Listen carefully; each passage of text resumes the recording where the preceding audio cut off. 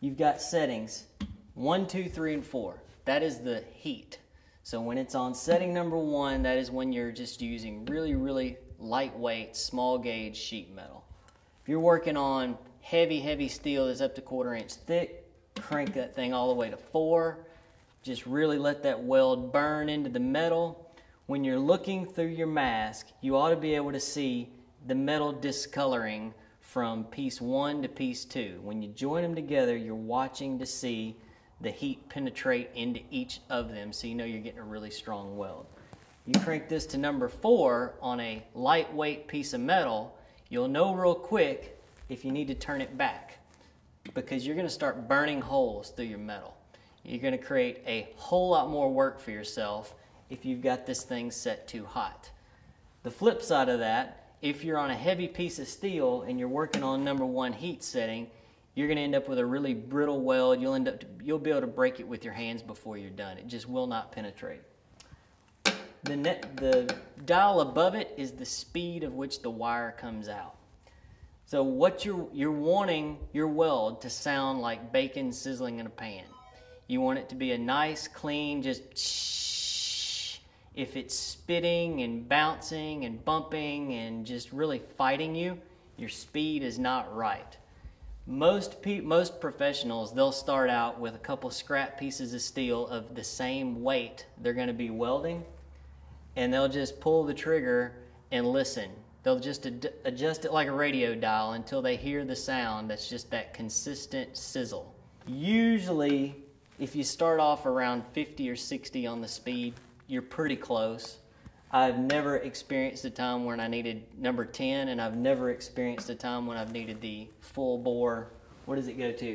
100. So usually just start in the middle and work your way out from there. None of those settings will do anything if you do not clip your ground clamp to the metal you're working on. The closer you can grip this clamp to where you're actually welding, the better the welder will work. The further away it gets, it starts to get a little sketchier. So again, keep this as close to your weld as you can get it. Your trigger, very simple. All it does is advance the wire, and it allows the gas to come out around the wire tip. From time to time, this tip's going to get filthy dirty. So you just want to be able to take that off real quick, have a simple metal rasp or metal file, clean that out real good, pop it back on, you'll be good to go. Your welder's not going to come with wire already in it. You've got to do that for yourself, because you need to, when you go purchase your wire, you need to know whether you're going to be hooked to gas, and you can use, if you're hooked to gas, you can use bare wire. If you're not going to run a gas tank and you're going to be welding outside, you need to use a shielded wire. So again, you will have to load your own wire into the welder. It's very easy to do. This nut comes off, you put your spool on, you loosen this piece here, that raises up, you feed your wire directly in. Once you get it laying right over this silver spool, you pinch your wire back down, lock it in, tighten it up, and then you just pull your trigger, and it'll automatically feed everything through. So once everything's fed, it'll pull it all the way through the gun. Once it comes out the tip, trim it off to about a 1/2 inch, and you are ready to go. All right, so we've all gotten in a situation where we didn't measure something the way we should have. Now this piece is not as long as you need it, and you need to put that back. So a welder will bail you out quickly. We have already been doing the cutting with our really thin cutting disc. That's what got us into this mess. Before we can weld this back together, you've got to use your thicker grinding disc. And again, here's where most of the time you're going to want to put these goggles on, because when this stuff starts flying, you do not want these little metal bits getting in your eyes. I recommend wearing a dust mask, because if you've got sensitive allergies, you're going to be blowing black stuff for a couple days if you don't wear the mask. I'm not going to wear the mask, so we're going to go ahead.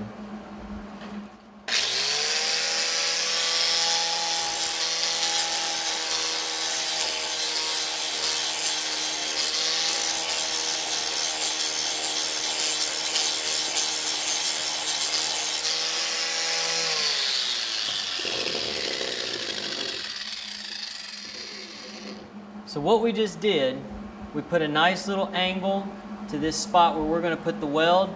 I'm going to run another nice angle right there. When you put them together, you've created a valley to put your weld right down through. So it'll make a really good strong bond between the two pieces. Now again, for safety's sake, probably not the best idea to be holding this and grinding it. You want to put this in a bench vise, clamp it down to where you're not holding it and your grinder at the same time. You do one more. You're just trying to create a 45-degree angle. Doesn't have to be perfect. Again, any little bit of valley you create is better than not having it. You can get by without having the valley on lightweight steel as long as you're not doing something that's structural. But again, your best result is to create that valley to put the weld in. You'll get a cleaner, stronger weld. If you know you're not going to be using these grinders, unplug them. I can't tell you how many times I've wondered about, I'm over here working, my son's in the shop, he might want to pick this thing up and hold it just because it looks kind of cool, and if it's plugged in and he hits that button, it is going to jump out of his hands. So just keep them unplugged if you're not using them. When you're just starting out, and again, refer back to your chart that's on the door on the side of your welder. It'll get you your heat setting, your speed setting. It'll tell you what gauge, what metal you're using. You can figure all that out so you know where to start and you're not guessing. So now that we're ready to go, I know we're going to be welding right here. I'm going to clamp my ground really closely right there to that piece. You're going to go ahead, you want to get your gun laying to where you can get to it. So we'll put one magnet on this side, we'll put one on the other. Again, your ground clamp is one of the reasons you need your magnets, because this thing's going to constantly be trying to twist your metal. Put your magnets in place, you should be okay. Alright, you can see here we've got about a 1/2 inch of wire sticking out of the tip.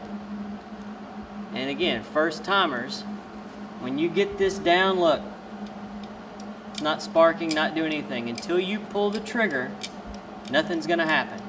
The minute you pull that trigger, your lens on your helmet will go dark and your weld will go ahead and start. Alright, so we've got our groove, we're ready to weld.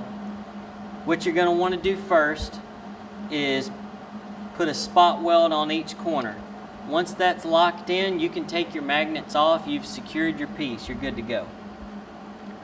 My favorite way to start welding is to make the weld look like a roll of coins, one laying against each other in a perfect little row.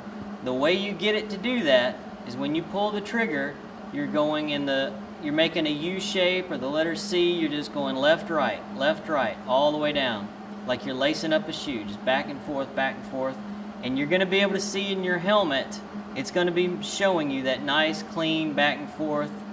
As long as your metal's clean, you want to make sure you get all the grease off the metal, all the paint off the metal. It's only going to cause you problems and make your welds look not as clean and nice. A couple of quick tack spots to hold it in place.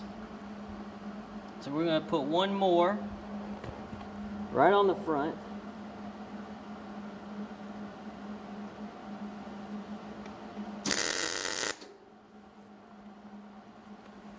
And again, you could hear the welder sounded good. It was a good clean sizzle sound. Speed and heat settings probably right. We'll pull our magnets off now. Don't need those in our way. And we are going to make one pass and stitch this thing up. So I told you earlier I like to go in a U shape or make the letter C with my welds because it makes everything look kind of like a roll of coins laying in sequence. When you're doing that, you're making a really hot, strong weld that's going to penetrate very deep into each piece you're joining together. When you're working with 24 gauge sheet metal, which is really small and thin, you're going to be on a heat setting of 1, and you're going to want to put as little heat to that metal as possible. So you probably are not going to want to do this stitching kind of a weld. It's going to end up making the metal twist. That you probably just pull a straight line, or you kind of just have to watch your metal and see what it's doing. It's going to show you real quick if it's going to start twisting. You'll know it fast. If you see it start to twist, you just want to make a little spot weld, another spot weld, another spot weld. You want to keep working away from pulling a solid bead. You want to keep as little heat as possible in it. This is pretty heavy steel. It can handle my C-type, roll a coin type welds pretty well.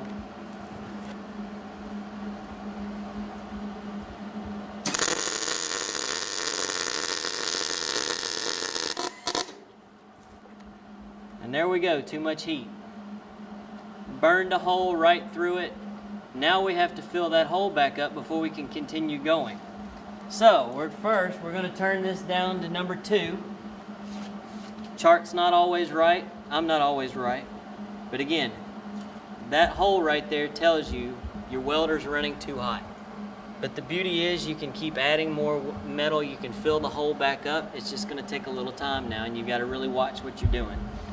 So, to fill this hole up, you want to work on the back side of this hole and pull the metal back to you to fill it back in.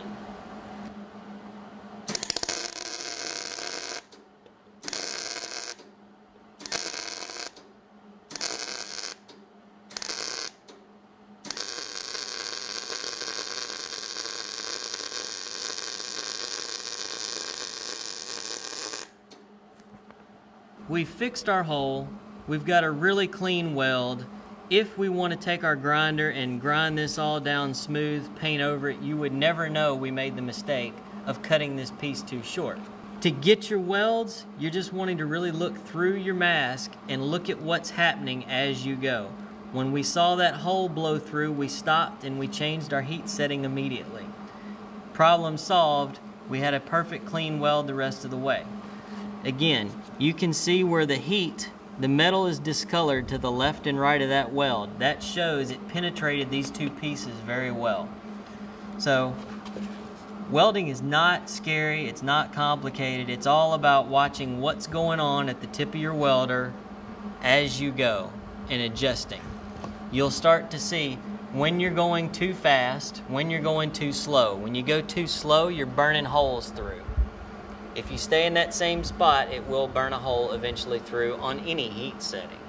So you'll start to learn the pace, and again, it's just a lot of, the longer you do it, the more you do it, the more you play with and experiment, the better you get.